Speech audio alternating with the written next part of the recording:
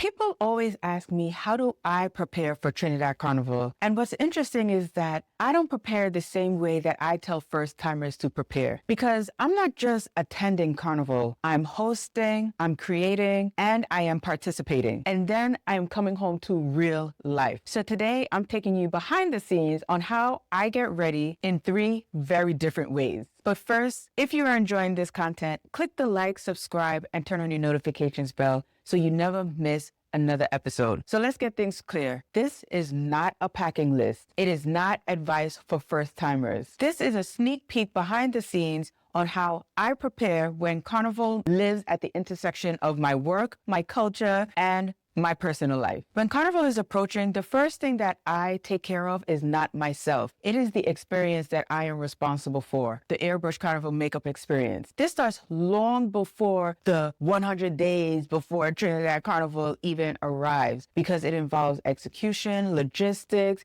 and getting things in order way in advance so that I can put on the best experience for all of you. That includes making sure I have the right tools, making sure that my team is ready, ensuring that equipment is working well, product testing, and ensuring that everybody is on the same page so that they know what they have to do when the day arrives. I don't leave anything for chance, because the morning of Carnival is not the time for improvisation. That is the time to execute. And one thing I've learned is that piss poor preparation leads to piss poor performance, and we are not going to have piss poor performance on Carnival Tuesday. So how I ensure that we have the best experience for you ladies is to start planning weeks and months in advance. That is the absolute first thing that I do in preparing for Trinidad Carnival. Once that is handled, I shift gears completely, but really that is a continuous preparation process. However, once the majority of the major moving pieces are in place, I can shift some of my attention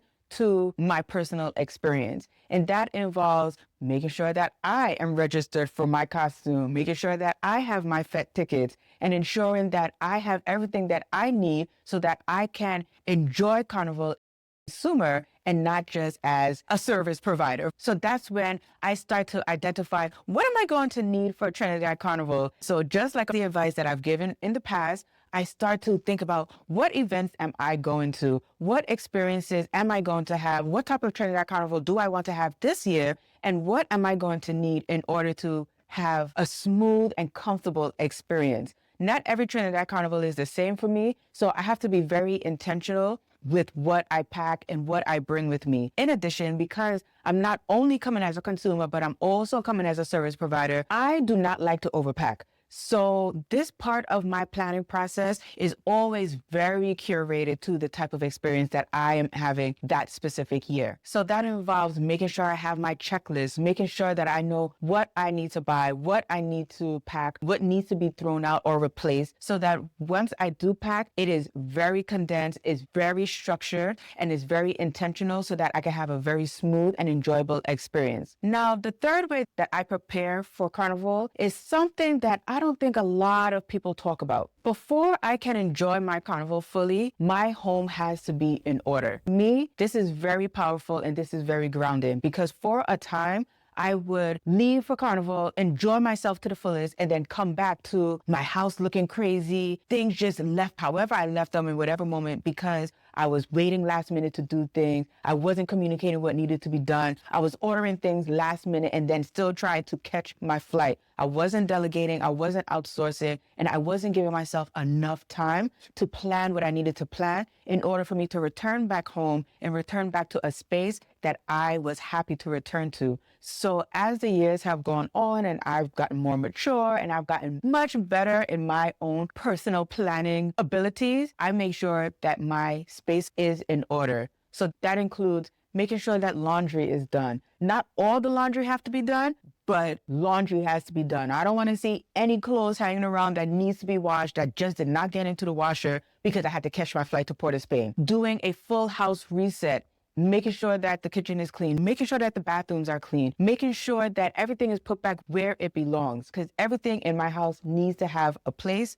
And returning back to a house that is put together just allows for the ultimate amount of relaxation and comfort, specifically for me. And also it allows for a lot of mental clarity. Once I return from Carnival, there's a lot of checks that needs to be done as far as how the event went. How can we curate it to be even better the next time? What happened during the event? How did I enjoy my carnival experience as a participant? Did I enjoy it? Did everything that I planned to do go off without a hitch? That requires my home to be reset and not needing me to do anything except for just be in the moment, to just be in the space. I do not like coming back home to chaos, and having my home in order before I leave for carnival is part of my carnival preparation. These 3 preparations serve different purposes, but they all support the same goal: to enjoy carnival without any worry about what is going on in any other aspect of my life, whether it be home, whether it be my business, or whether it just be how I am showing up for carnival in and of itself. And this is something that I wish more women gave themselves permission to do: to enjoy carnival without the anxiety, to keep up with the Joneses, to do everything, to make sure that everything is perfect, to be superwoman when you don't necessarily have to be. If you are attending carnival and want one aspect of your experience to be completely taken care of, my Airbrush Carnival makeup experiences are available for you to reserve. That's one less thing that you have to think about. And if you're feeling pulled in multiple directions, travel, packing, home, any other responsibilities, a short consultation can help you get clear on what actually needs your attention. Not more planning, just clarity. So carnival preparation for me specifically is not just one thing. It's not just prepare for my Airbrush Carnival makeup experience, nor is it preparing for my return back home, nor is it preparing just to be a masquerader.